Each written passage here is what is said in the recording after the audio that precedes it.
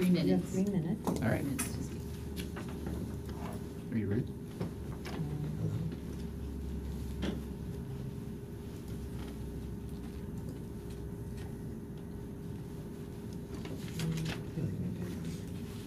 Okay. Hello, I am a pretty much daily writer. I take my kids on the bus and we go to school together and I go to work and come home. I don't have a lot of time, but I just wanted to kind of give a little bit of insight into my experiences, especially trying to get home. I work in downtown St. Pete. I live to the west of there, about 50 blocks west. And so it should be pretty easy to get home from downtown St. Pete. We've got about a dozen buses going west from there. Sometimes it's actually rather difficult, and it's for a couple particular reasons. One of the buses that would be helpful for me to take is the 18, and we actually had someone mention at the last meeting about the 18 bus, how it started at 6th Street instead of starting farther east. I actually contacted PSTA about that, and the answer was, that's just a time point, there are lots of stops downtown. I've tried taking the other stops. What happens is, I pick up the bus right outside my office, it goes to 6th Street, and then it waits for the time point, because that's the beginning of the route.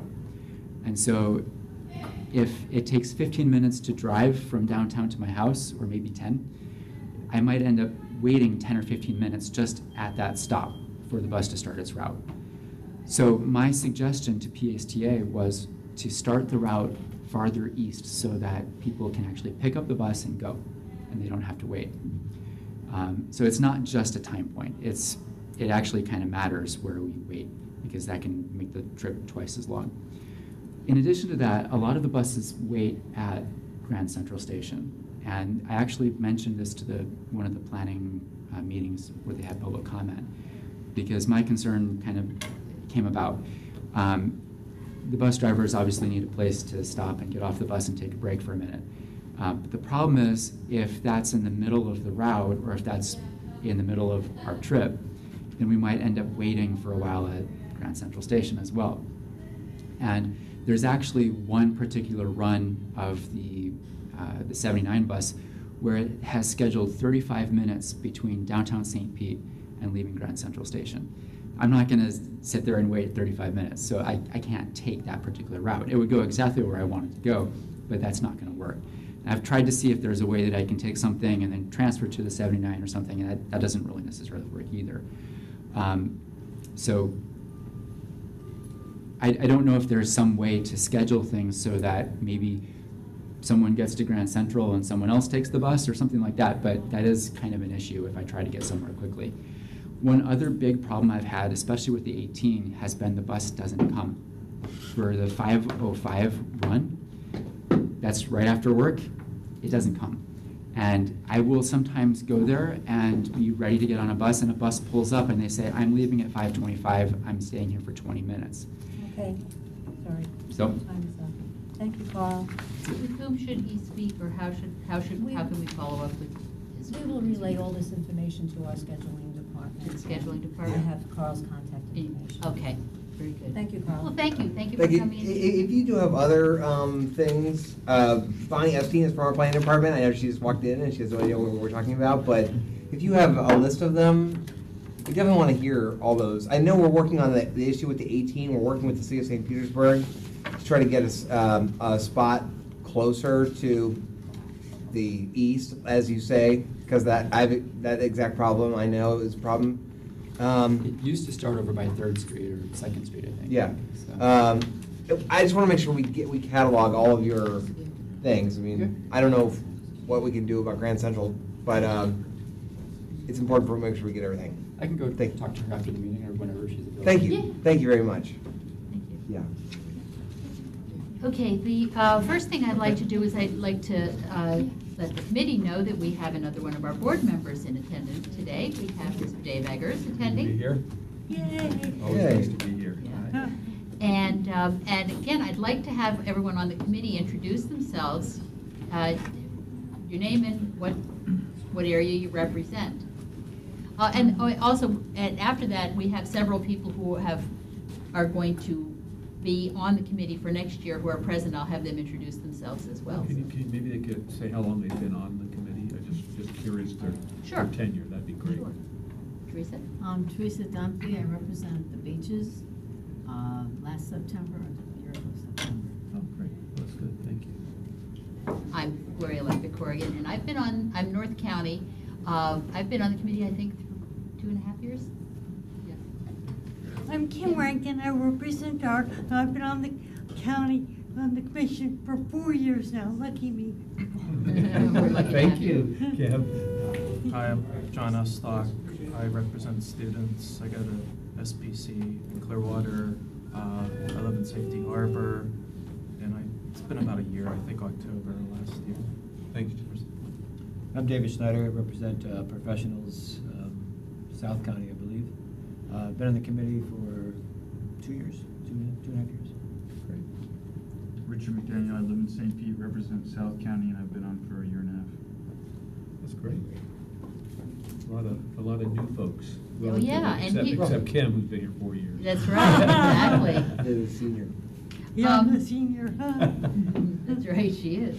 And the new people who are in attendance, I think all 4 of them are here. Camille Soleil, and you will be representing South County. South County. South County. I had you on the list here, where did it go? Yes, okay. And then we have Derek Shaver, and you are going to be representing? Alternate from Mid-County. Alternate Mid-County, okay.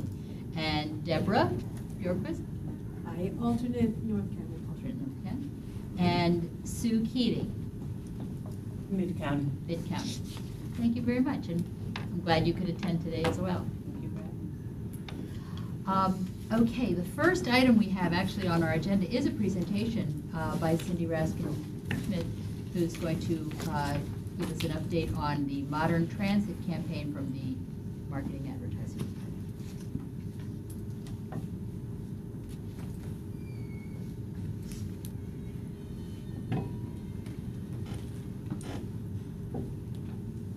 Good afternoon. I am Cindy Raskin-Schmidt. I am the PSTA Director of Communications and Marketing. I have a 7-person team where we handle anything having to do with communications, internal, external, website, social media, posters, flyers, public relations, media, all of that sort of thing. We also have, that work with us, an ad agency called FKQ, and they are helping us with a campaign that's called Modern Transit. So as a public transit agency, we have basically 2 big groups of customers. We have the riders, all of you who use the services, and then we also have taxpayers who don't use the service but help provide the funding for it. So as we are putting out our communications, it's really important for us to make sure we're talking to both groups of people. This particular campaign is focused on non-riders.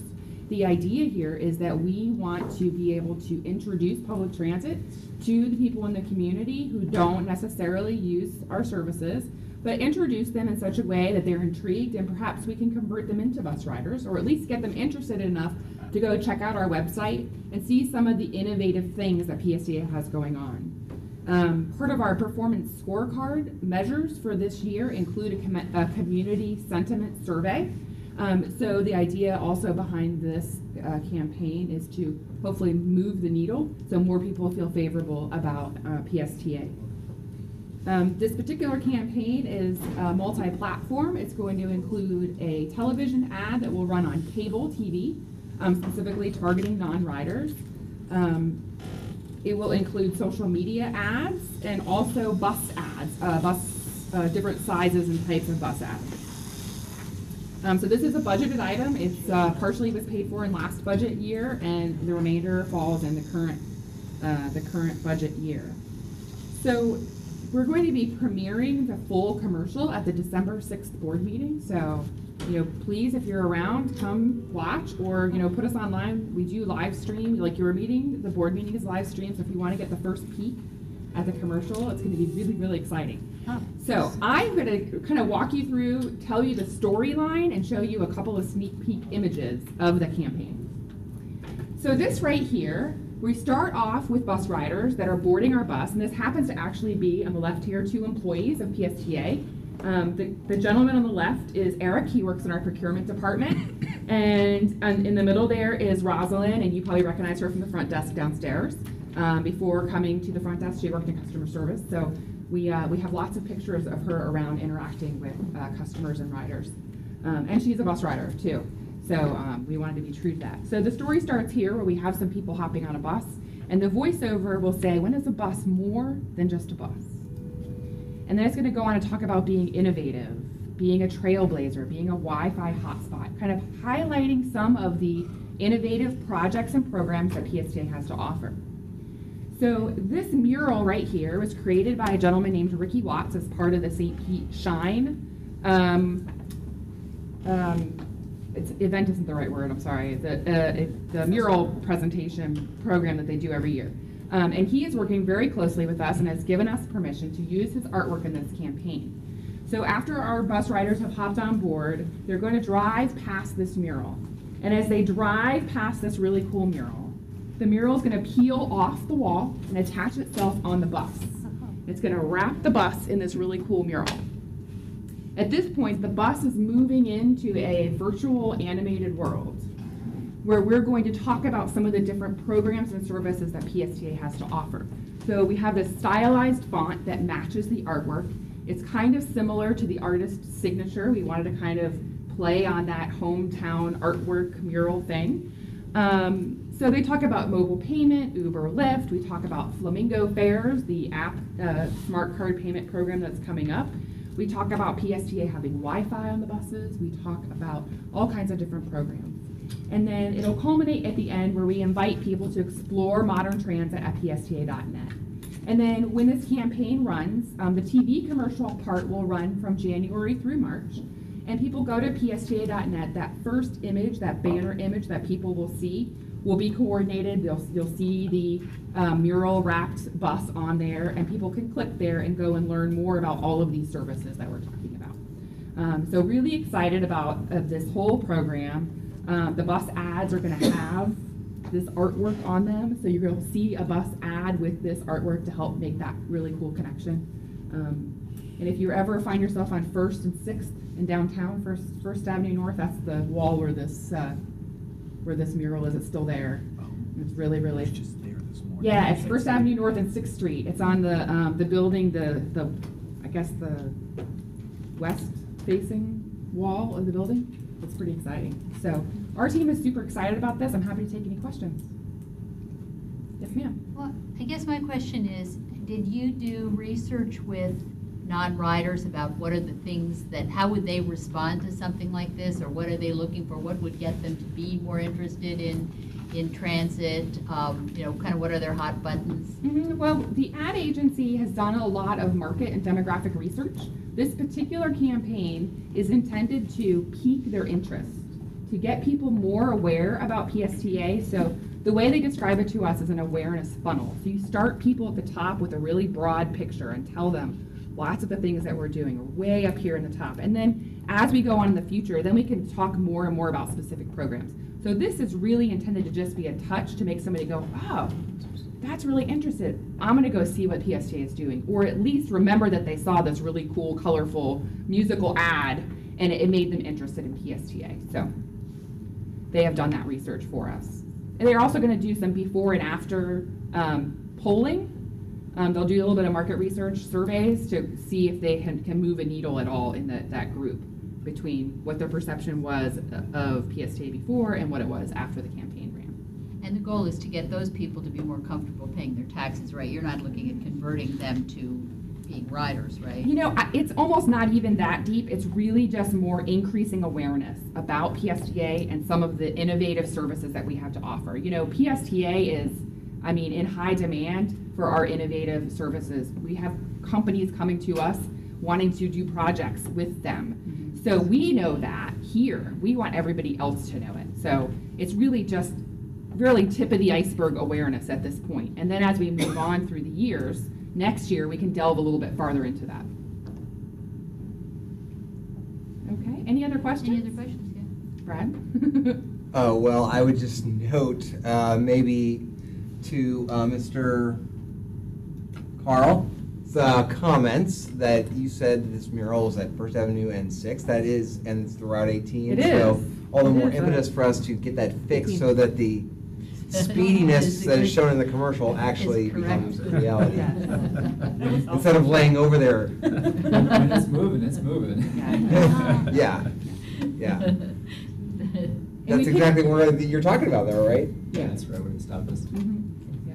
Yeah. There are two bus shelters right next to each other, one new one, one old one, like 50 feet apart. Yeah. That's the stop road. All right. Well, thank you all so much for letting me come and tell you about this.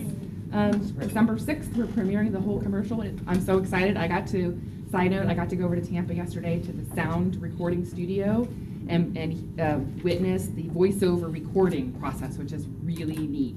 You know, you have them say, when is a bus? More than just a bus. And she said it like 20 times, like different inflections here and there, and we picked apart, and it was really, really, really fun.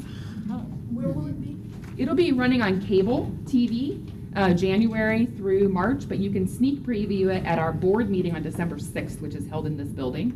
Or if you go to our YouTube channel, we live stream it. Okay, thank you all so much. Thank you.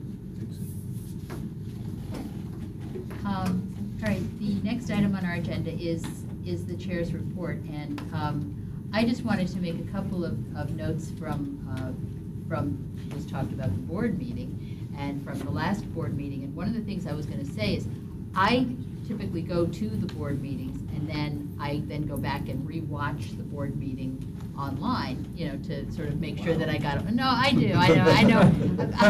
I'm a transit geek. Sorry. Awesome.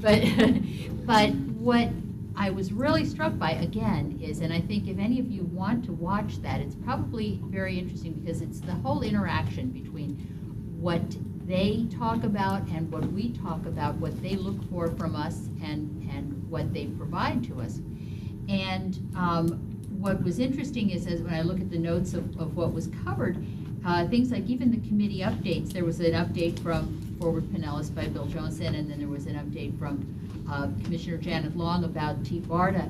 And in both cases, they talked about safety, they used the word safety, and they talked about regionalism, and that's a big deal there. And so it's really interesting to see those things then being applied in that environment.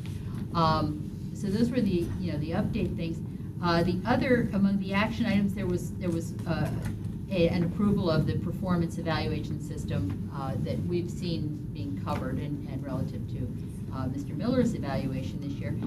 And then the other thing that was very interesting, and I think it's very, very relevant too, that Mr. Eggers is here, is when they talked about the bus purchase and the approval of some of the buses. And I was really struck by how really carefully the different board members look at the different elements of whether it's, you know, the diesel buses or the hybrid buses or the electric buses, and what's the point at which we should be buying those, and what is the right thing to do for the riders in the community. I mean, they talked about, you know, is the money best spent for getting more buses on the road quickly for the riders, or is it, you know, having environmentally clean buses and so forth? And so, again, I would say that would be something very worthwhile to listen to if you get a chance. I like that. Did you have any comments, Mr. Miller, from the last board meeting or anything in the past?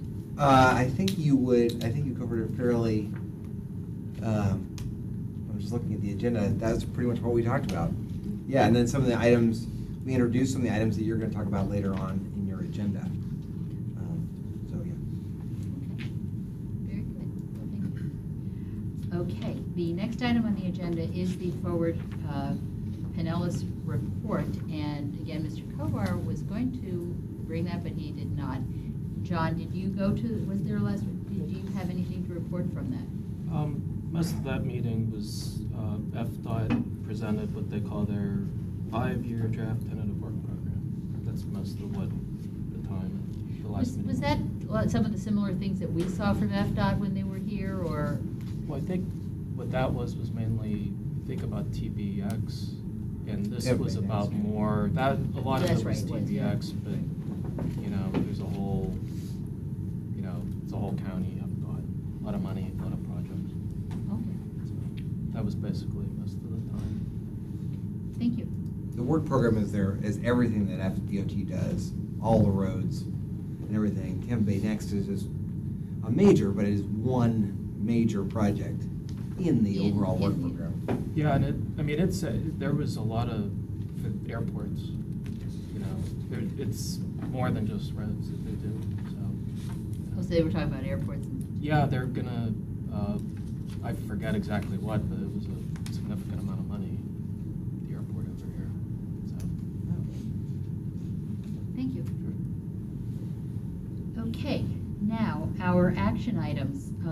The first is the approval of the meeting minutes from our October 17th meeting. Have all of you reviewed the meeting minutes? Are there any changes, comments, additions?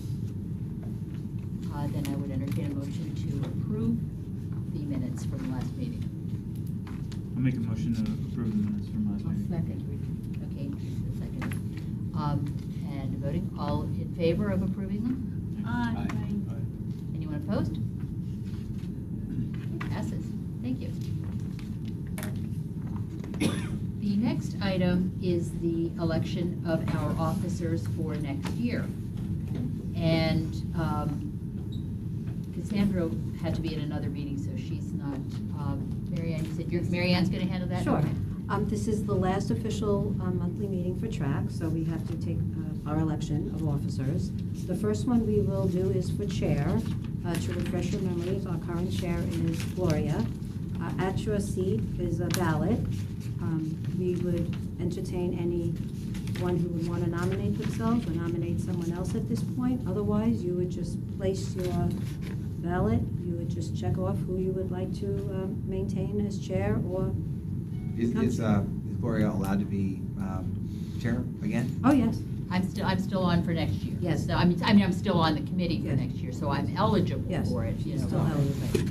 I would like to nominate Gloria. Thank you. Is there anyone else that would like to nominate themselves or make a nomination? At this point, then, we just call for a motion to accept the nomination. Okay, well, then I am calling for a motion to accept the nomination. Shouldn't they vote? Well, technically, if you don't mind filling out the Yeah, ballot. basically, let's all vote because, they can abstain if they want to, or whatever. And then they're going to tally that up. And then once we have the tally of the chair, then we take the nominations for vice chair, if there were a second chair nominee, but there's not. So I think we could probably move forward with the nomination of the vice chair as well. Yes. Thank you. And is there a current vice chair? Yes, Mark O'Hara couldn't make it today. He is current vice chair.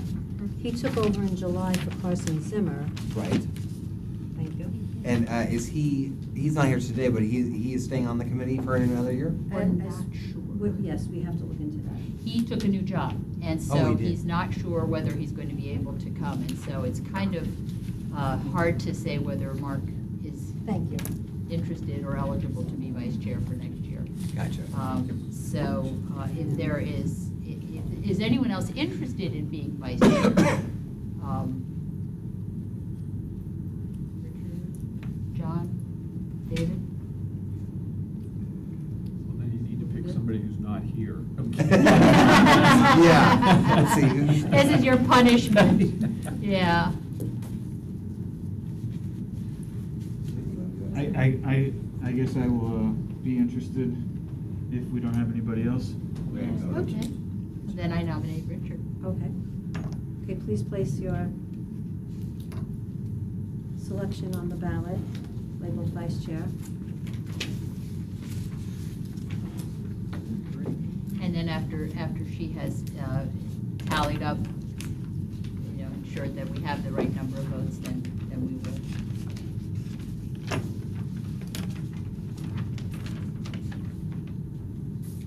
Thank you, Mary.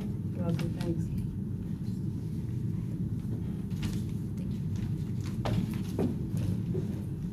Thank you. I believe we can move forward and then come back to this once she's got once she's reviewed that. So I think I'd like to move forward to the presentation. We have to actually call. Oh, do we have to call for the? Yeah, call for the motion. But do you have the accept. numbers? Yes. I mean, is everything? Yes, was it's it- unanimous On both? re-elect you as chair and Richard Richard. McDaniel as vice chair. Okay, so then I will entertain a motion to accept those results. I'll make a motion to accept those results of the election. Okay, a second? Second from Elizabeth. All in favor? Aye. Anyone opposed? It carries. So, thank you. Congratulations. Thank you. Congratulations. And congratulations, Richard. Good. Great. All right, so then the next item on the agenda will be a presentation regarding service changes by Bob Lasher.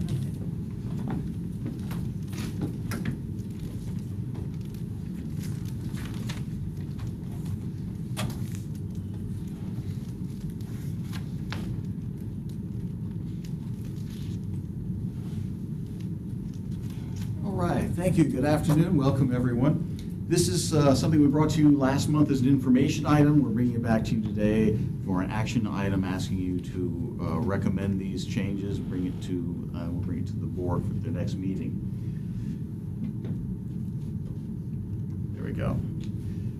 The recommendation that staff is making is for us to finally replace our lowest performing route, which is the 444, and it has been lowest performing for pretty much as long as anybody in the agency can remember, going back at least 20 years. But we've gotten some, the city was talking about some of these groundbreaking programs that we have that have made national headlines. Well, because of some of those, we've got new options we never had before with the 444. But we have gone out, make sure we've done our studies, done the data, statistics, our due diligence. For those of you who aren't familiar with it, it does run a looping route throughout Pinellas Park. It's only Monday through Friday, pretty much every other hour. We went out with staff in February and did some onboard analysis, and we wrote every single route. And these are some of the findings. Now, as you can see, the ridership continues to decline. During our survey period, the daily ridership, and that was peak, and during the year, was a little over 16 a day. The annual daily ridership for this route averages 11 per day. Most of the trips for shopping, top two stops were Pinellas Park Transit Center, Walmart, and nearly 3/4 of them were transferring to or from other PSTA routes. And that's important because we've got a lot of other PSTA routes, and I'll take you to them in just a bit, that are within 3/4 of a mile, including a lot of our core routes. But when we talk about 11 riders a day and look at the ridership on this, considering the annual cost of about $158,000, it works out to almost $54 per ride, per one ride, as opposed to the average of the system, which is under $5. So we're looking at this as a way to move forward with the agency's update to our comprehensive bus plan. This is kind of a test, a pilot, so that where we take underperforming routes like this, we can repurpose this service to other routes that will actually get and serve a lot more people. And then we can use some of these new and innovative things that we put in, like Direct Connect, to help the people who are currently using the 444. And here you can see from our system map, you can see some of the other routes that run through it, including the 34, the 52, the 74. A lot of these are major core networks. This is where people are going, getting on and off anyway. Keep trying to fix that. And of course, those of you who know Pinellas Park Transit Center, that's one of our Direct Connect stops, one of the 8 Direct Connect stops. That program, for those of you who don't know, we will pay the first $5 of an Uber or United taxi ride to or from this stop. So if somebody's in Mainlands, right up there, they can call United Taxi, come down here, and PSTA will pay the first $5. And usually, I mean, within 3 miles, it's only a little bit more. Say it's usually for, say within 3 miles, it's about $1.70 more if you're taking an Uber, and then if it's 2 of you, it's even less than $1 each. And that gets people to and from our major core routes. And it also helps them if they wanted to, say, take the 19 into Pinellas Park Transit Center. I'm sorry, it's the 34. Been here too long. They could take a United Taxi or Uber right to the door of Walmart and back. And then they also have other options, of course, for DART, for people in Mainlands who say they couldn't walk out to get to the 19. That would qualify them for DART. So then they can use DART from their door right to Walmart or Publix or wherever they would like to go as well. And the Neighborly Care Network helps out. You only need 6 people to get a Neighborly Care ride. That's it. You live in a community, just call a few friends, and they will come and pick you up at your door for free and take you wherever you need to go and back. And they'll take more, too. They've got larger buses. But these are some of the options.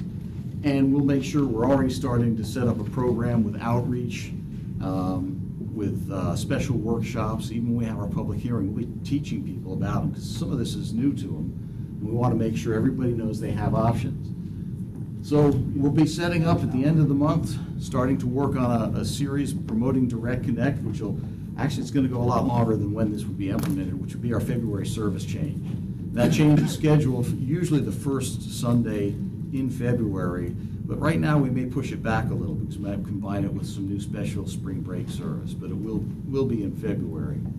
We will be advertising on the 444. We will have people riding again, making sure that these people who are average 11 people a day know exactly what their options are and how to use them. We'll show them. They want to learn how to use Uber, we'll show them how to do the whole thing. We'll download the app, and if they don't want it, we'll help them with United Taxi and some of the other options. We've got printed materials we'll be printing off. We also want to start an ambassador program from some of the senior places like St. Giles, Mainlands, to teach some of the people who know how to use this, and then we will give them incentives, free monthly passes, and maybe some other things we can come up with marketing so that they can help teach their peers how to use these, because it's always a lot easier when it comes from someone who's your peer. If I stand there and tell you, oh, it's easy, it's a piece of cake, they're going to look at me like, yeah, you're from the government, right? So, but if it's one of their neighbors, it's a whole lot different. And we've got people who will do this. We've had them who will do this with us in the past. So this is what we're looking forward to. We're going to have a really robust outreach campaign to help people deal with any changes, because change, it's a big fear. I mean, they've got service, but it's a different service. So we want to help them adapt, get over the change, and then move forward. We're going to have our public hearing on the 28th at Pinellas Park Library at noon, and it's usually a half hour. They don't tend to get a lot of people out for that, but if there are more people out, we stay until everybody gets to be heard. We'll also be making a presentation similar to this, also be showing them the options, how to use them, and we'll be documenting the comments. So what staff is asking is if this body would endorse this change and make the recommendation to the board at the next board meeting. Oh, and by the way, I almost forgot, we have discussed this with our board member, Patty Johnson from Pinellas Park, and she's agreed, she's on board with it. Are there any questions from the committee? Yes, Richard. Yes, sir. Yes, so the Neighborly Care Network, is this available countywide, or is this just for? Yeah, what exactly is that? I was curious. I'm pretty sure it is. Yeah. I've seen it all over the county, I'm assuming it is. They are the purple, they're kind of colorful, but they have purple buses. They're the little cutaway airport shuttle looking vehicles. They are purple on the side, say Neighborly Care Network. The main service they provide throughout all of Pinellas County is congregate meal sites, where like down in St. Pete at the Sunshine Center, like on Wednesdays, they have senior meals, and a number of places they shuttle a whole bunch of people to get lunch, and then that happens throughout the county. But they also, as Bob was talking about, they also offer this service where if a group of seniors or any group of, I think it's any group of 6 people or more need to go like on a shopping trip, they can arrange for that. It's usually like in group homes and things like that, where they'll pick up a group of 6 or more and take them shopping. Take them to that Walmart. Yeah, I've seen them at St. Mark's, which is up on 19, just off of 19 on the east side. I've seen them at Heritage Village, which is off of our 18. Meese Banner. So I'm pretty sure they're countywide. It's a neat service, yeah, and they help out with Meals on Wheels too. Yeah. One Christmas season, there were a bunch of people got together for looking at the lights, looking at the neighborhood and the Christmas lights. So anybody can call up and do a field trip. They'll do that too? And that's what we did. Oh, okay. We went on That's a- pretty cool. So you were involved with that, okay. Yes. That's good to remember. Yeah. So I'll keep that in my back pocket. Handicapped and ambulatory, so, we were a mixed Really? group, yeah. That's interesting. Somebody called up and organized it and said, you all find out about it? Oh. I can see what she looks like, I can remember, but I don't have the name anymore. That was 10 years ago. But she organized and called me up and called up other people. Hey, you wanna go look at the lights?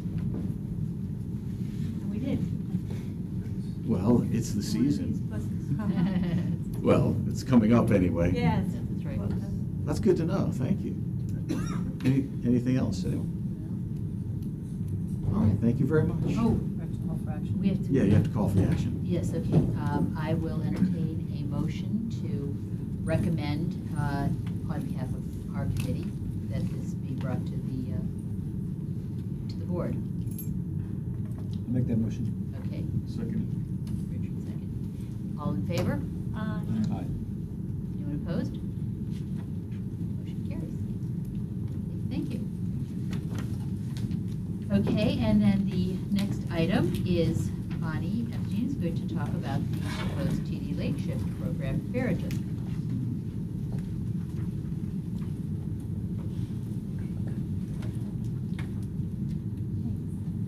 Okay, good afternoon. So last month, my manager, Heather Sobush, presented the TD late shift as an information item. So today we're going to go over this as an action item to approve a $9 fare for the TD late shift program. So I'll give some background on the program and talk about moving forward. So in 2016, we were awarded a grant for this program. First of its kind. The program provides trips on Uber, United Taxi, and Care Ride to TD customers to and from work between 10 p.m. and 6 a.m. when we have limited or no bus service in the county.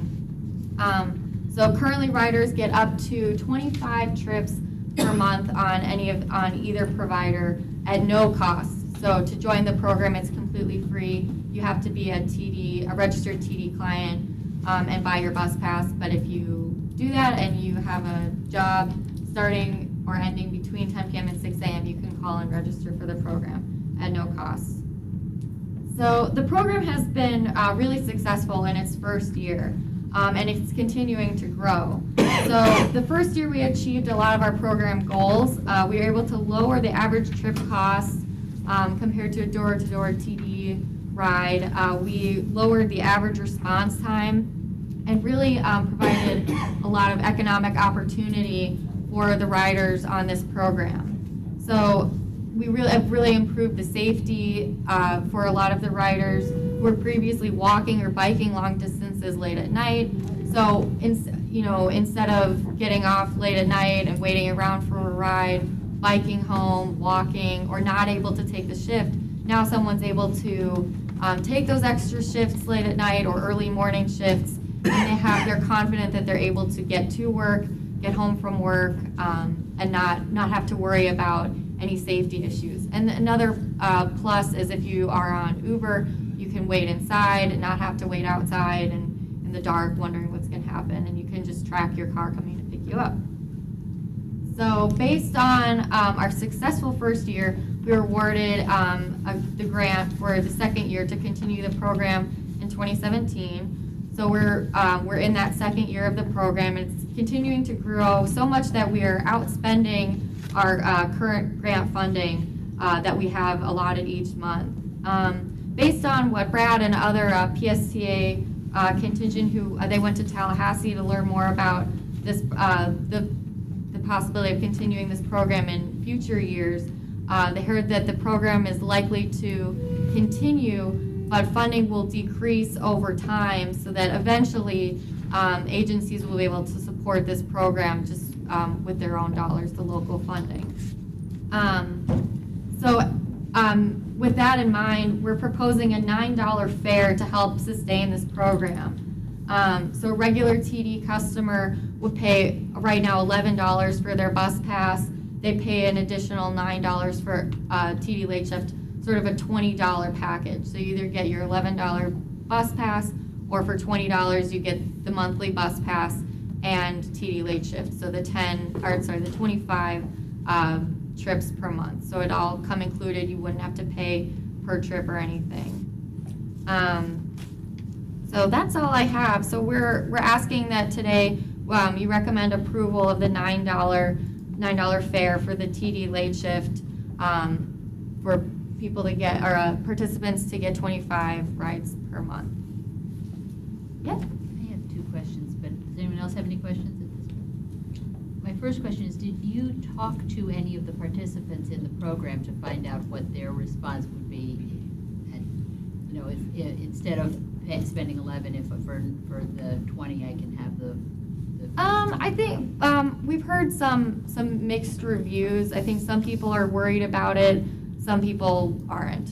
Just things that we've heard from the terminals. Like, I'm not really sure how the word has gotten out, but some people have been a little bit concerned. Some are not really expressing any concern with the adjustment. And then the other question is, you mentioned on that other program that you said that Patty Johnson was on board with it. I mean, she's the one who's really involved with TV people, I think, as well, isn't she? And Yeah. what is her take on this? Is she comfortable with this? Only because I don't know what TD people want and need. Right, well, I will say, you're right. She is super focused and very passionate about making sure that our transportation disadvantaged customers get the service they need. She is well aware that this program has been incredibly successful.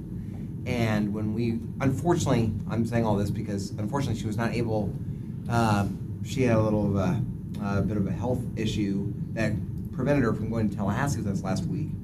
But if she was there, she would have heard what I heard, which was that this program that PSTA has been able to initiate is really the model that the State Commission for Transportation Disadvantage is putting up there for all other agencies across the state to copy or to model off of a lower cost way by using Uber and cabs than either some other directly provided transportation options in some other areas.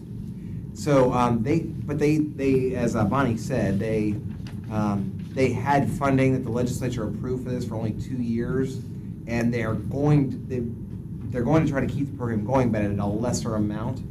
And so they are going to ask. They know about this proposal for $9. We put this in our grant application that we would implement this anyway, so they know that we're going to introduce this. It's still an incredible deal for these folks to get an Uber ride home every single night or a taxi ride home for $9 for the whole month. It's pretty good. Yeah. Pretty good deal. But we think, even though that's not going to pay for the whole thing, that plus some continued funding from the state will make this program sustainable for the longer haul, is what we think. So I haven't told any of that to Patty. That's why I haven't said, but I'm sure she would be pleased if they're going to continue the program in some way. Yeah, and I guess what I think about the program, offering the fare adjustment, the $9 copay, is that these trips are for people going to and from work. So they're getting extra shifts or being able to work, most of the time, so that the $9 may not be hopefully that big of a burden, because people are going to work, getting more shifts.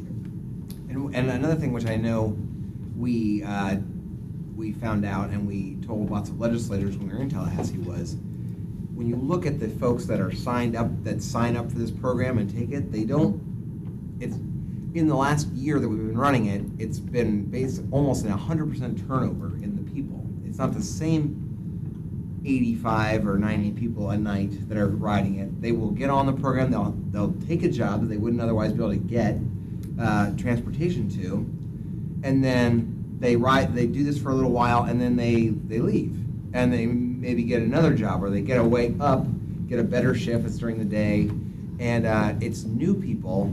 It's constantly turning over, so it's not a permanent kind of transportation for these folks. Yeah, so it's the people that were on it aren't going to be as begrudging, perhaps, of the fact that it's costing more now. Yeah. I don't think there's like that many that are riding it for 12 straight months. Right. Yeah, a lot of the people that we had interviewed in the first year, we tried to contact them again, and they're like, "Oh yeah, we're off the program. Like we've taken the extra shifts, we moved up, we've been able to save a lot of money. Like we're not using it anymore." So I mean, they had transitioned out of that, and taking a more regular shift, so. That's good to know. Okay. Gloria, Yes. I have two questions, one lesser important. But 519 urgent daytime, how are the daytime uses of this approved or authorized? So I think each person gets a urgent daytime trip, and I don't think that you need to be in the late shift program to take the urgent day, but urgent day is used for if you miss your bus going to work and you gotta make your shift, or your child gets sick and you need to leave work, or you're not feeling well and you want to go to the doctor. It's sort of that the bus isn't going to work for you today, Sure, sort of I thing. You understand get what- one I per understand month. the urgency, I'm just curious how, if it's on an honor system, they're able to use it during the daytime? Yeah, so that's a PSTA facing, so you call in and request the ride and we dispatch it. So it's, we control that. So it's one per month for each person. And then my other question is more important, but that's just a clarification for me. The current TD bus pass with late shift is $11, Yeah, the TD bus pass is $11 for the monthly pass. and that includes late shift right now. Well, it doesn't, if you wanted to join the late shift program, you call PSTA, and we'll answer and you'll say, oh, I have a job. The first question we ask is, do you have a job that starts or ends between 10 and 6? And a lot of people say, oh, no, and they're like, oh, we'll call back when you do have a job that will qualify you for the program. But you say, yeah, I do have a job, I have to take some late shifts, then we take your home address, work address, and get you registered and set up. So not everyone that's in TD or buys the TD bus pass really qualifies for the program, and you have to call in and get registered and set up. So right now it's a freebie add-on, in essence. Yeah, it right now there's no cost. But yeah, so now we're introducing just the additional $9. So it comes as just one package. You get all the trips included for the month. And right now, in order of magnitude, we have about 5,500, growing up to almost 6,000 people that go and get the $11 low-income bus pass every month at one of the PSTA terminals, and only about 100 or less than 100 people get a free ride every night. Right. So I think it's a great deal. Yeah, $9, if you have a job, I agree. I mean, $9 increase is not significant. Yeah, no, I think it's a great deal too. Well, good. Any other questions? No. Oh, yes, John. Do you know how many different people use this? Yeah, I think Brad just mentioned it's under 100 people that are in the program sort of at one time. So like he mentioned before that we see a lot of turnover in the program. It's not like you join and then you're there for 2 years. We kind of see people in it, they use it when they need it. Some people will join and then they don't have any late night shifts and then they'll come back into the program later. But yeah, about 100. Are the people that still want to continue to use the bus, are they going to be able to just buy a bus pass? Or do they Yeah, of course. You don't need to have the additional TD late shift. It's sort of like an add-on to the $11 pass. If you're qualified for TD, you can buy the TD bus pass for $11, no problem. If you get some kind of promotion that then causes your income to rise over the 150% of poverty line, then you would no longer qualify for the $11 bus pass. Right. Or if you joined TRAC and you got a free bus pass, then you would not. And it still includes one urgent care, is that right? Yeah, one urgent day trip, yeah. Any other comments? Okay, then I would entertain a motion to approve this being presented to the board. I'll make that motion to approve. David? Second? Elizabeth, second. Okay, all in favor? Aye. Anyone opposed? Carries. Thank you very much. Thank you very much. Really appreciate it. Bye. Okay, the last item on our list is the member comments, and I wanted to find out if any of you have any comments. question. So Tuesday, Gulfport had a table event where it shut down, I believe it's Beach Drive or Beach Boulevard. It's a north-south running road, main strip downtown. And so, and I was standing on that street waiting for the bus. The operator luckily saw me and came down because they had stopped using that road because it was going to be blocked off. So my question is, is there an advance notice that Gulfport gives to PSTA, and what does PSTA do with that to let their customers know that the route isn't going to be running? Because there's probably 5 or 6 stops that would have been affected by that, and then the operator also had to shout out on 58th Street to a guy that was south because he was coming up, I believe that's 26th Avenue, and then heading north on 58th Street. So, in your case, the driver did know, or you knew that the road was closed, but he deviated to go pick you up? Is that what happened? Or? Well, he didn't go off his route, but instead of going, he went down on his route, but he wasn't going to take the street because they were blocking it off. Yeah. So they could have this, table event where they block off the street. But he said, I just saw you standing out here, and that's the only reason why I came down. Otherwise, I was just going to keep going on 26 because they were doing that. Okay. So he had I think this was about 7:30. So he had already driven that route for an earlier bus, and he saw that there was some work there. But I would have missed it if he wouldn't have saw me. I mean, these stops in Gulfport, the seats are back away from the road, and it's kind of a little bit funky to get it. So I'm just wondering, how. Well, to answer your question, there is a system that PSTA participates in across Pinellas County through, I believe it's like the sheriff's office and the police departments usually, and we are on a list, and there's other organizations that are on the list to receive any street closures for any special events or parades or construction, and PSTA is constantly receiving information about that from all across the county, and we do our best to certainly alert our bus operators of detours that are going to be necessary and give a time that we understand. It's kind of a standard form across the county about the time that a road is going to be closed, a span, the parade or whatever is going to happen, or festival, and then and we make adjustments. We put that on our website. We do have a Twitter feed. We try to put that information on. Sometimes I know that cities, sometimes it's not necessarily PSTA's fault. Sometimes cities don't necessarily put that information out there. There are different things, and sometimes it is. Sometimes we miss it, but usually that's how we try to do it. I didn't know. It sounded like in your case the driver did know about the road closure, but we obviously didn't get the information out. Usually, I think that's more like construction or longer term events than just a one day festival. Is when we try to get notices out at the bus stops. Mm-hmm. If a bus stop is going to be closed due to construction for a period of time, then we put that notice right out on the bus stop. So the only reason that he knew was because he did go through there before, so I guess he didn't have any advance notice that it was happening.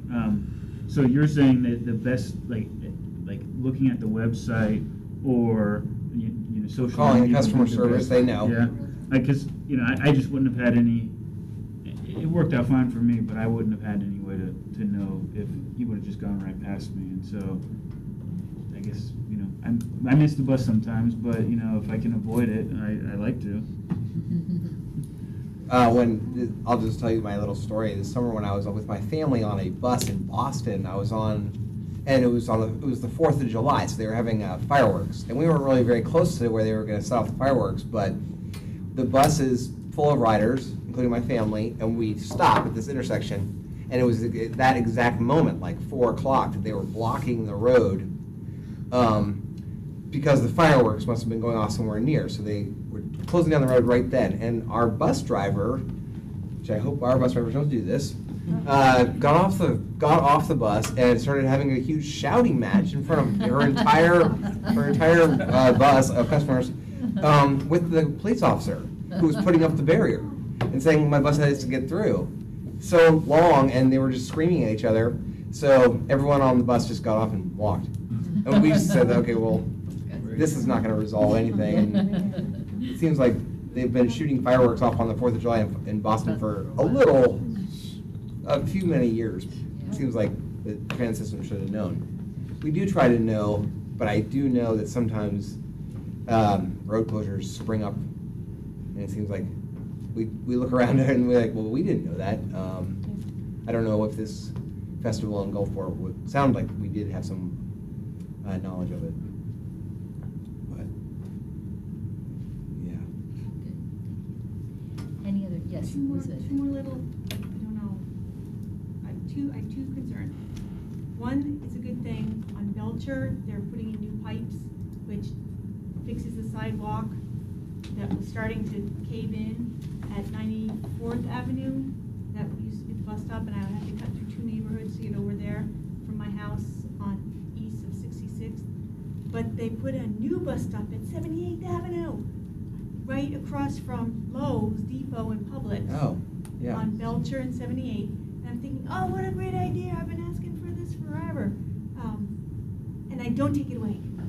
Don't take it away.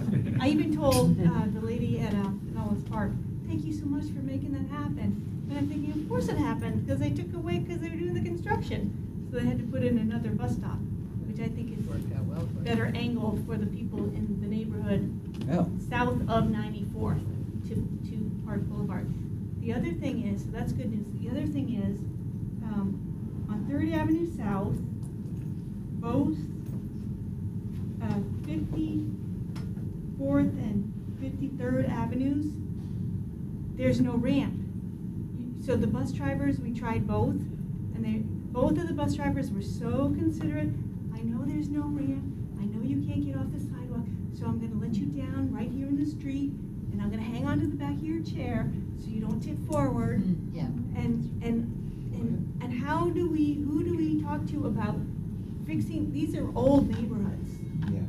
Old neighborhoods. Is that a city thing? Is that a PSTA thing? To have the ramps cut in or built in, or just trust the bus driver to take care of me? It is a city thing that PSTA tries to work very closely with the cities on. So I see where you're talking about now.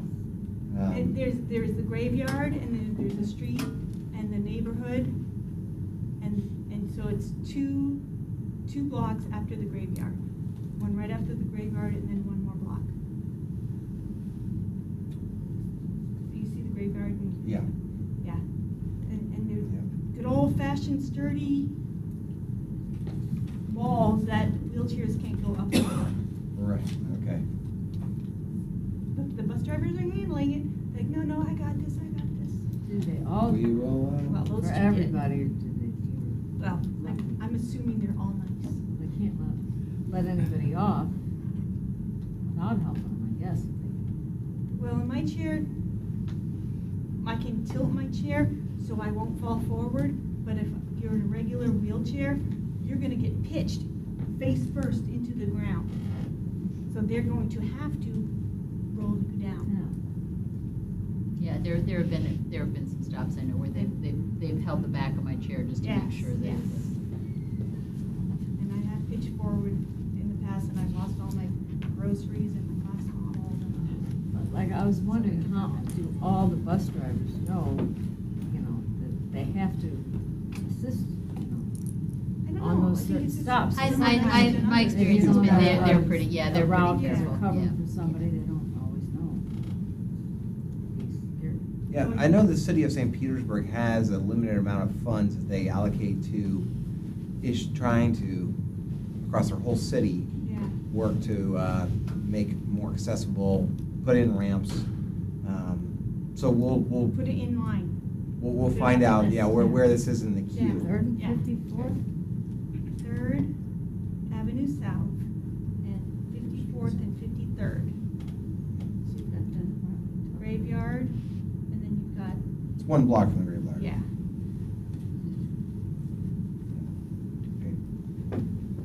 He's got it. The boss has got it. Any other comments? I have one, but I'll wait till the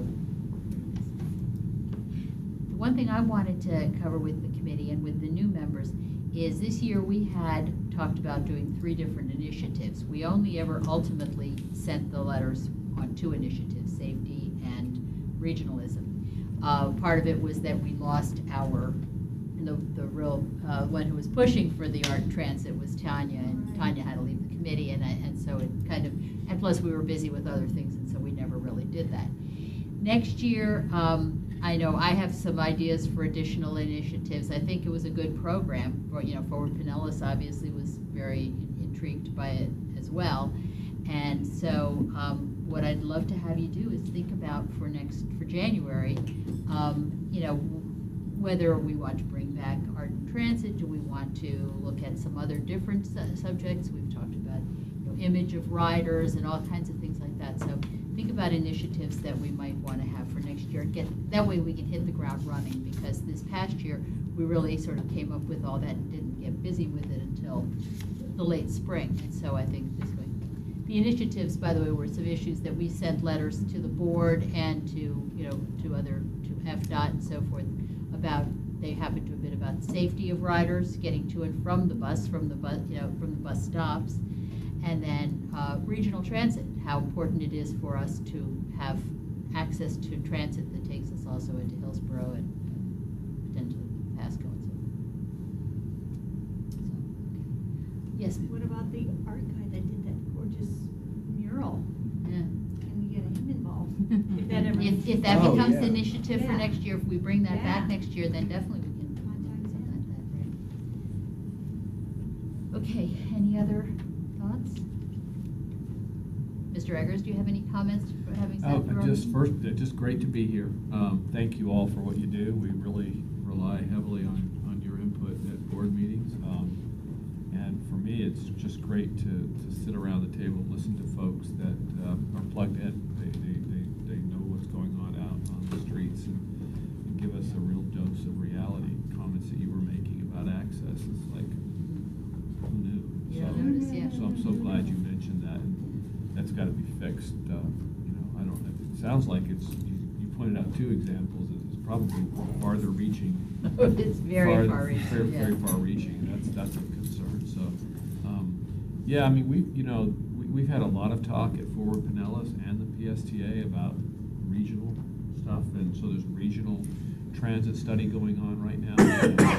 Whatever happens if transportation and transit are working together, the FDOT and our transit planning and implementation, I think we have a chance to get on top of some of this. The job issue in this area, we're looking for, we're short on talent. And so we're trying to get talent to move here. And I went to a meeting today of a new company called Penny Hoarders, and all young people. I mean, this is a brand new company, 85 people.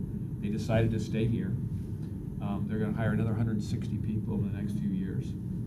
And younger people want transit. And so, you look at our area here, and Amazon looks at our area, or other companies look, and we're short. We're short on transit. So I think we have to have that conversation between the counties, have to keep talking about that inter-county conversation, but also within the county.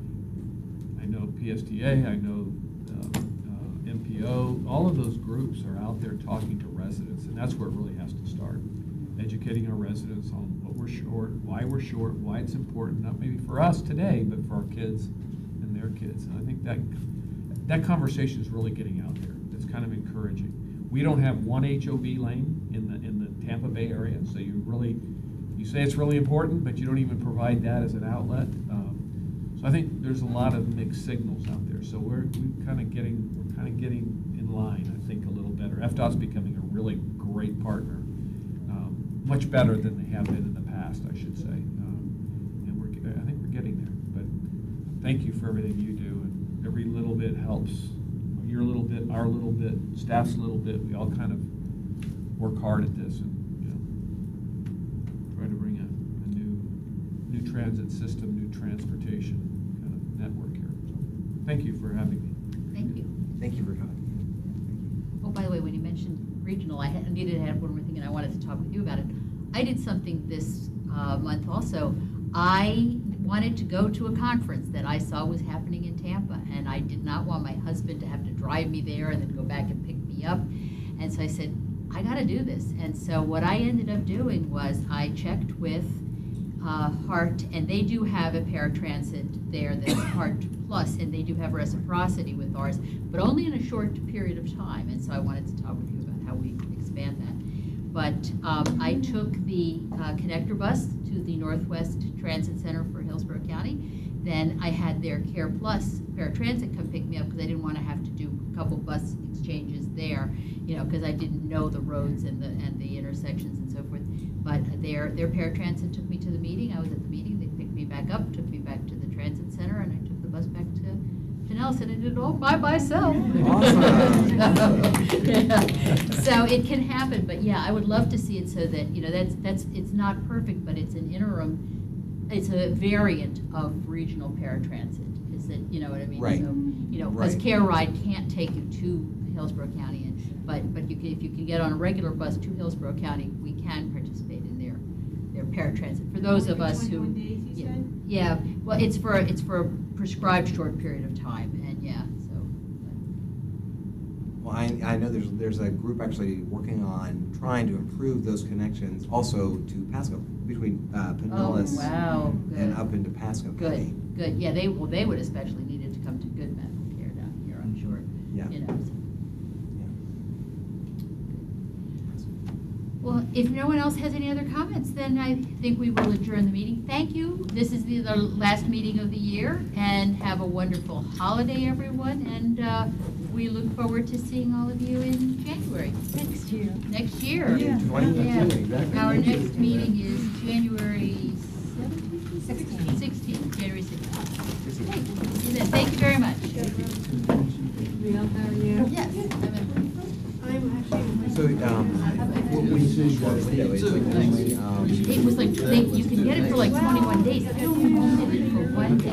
Like, and so I, you know, and but the thing is, and so what I'm thinking is, That's like really late. I'm like, because Good to have you back.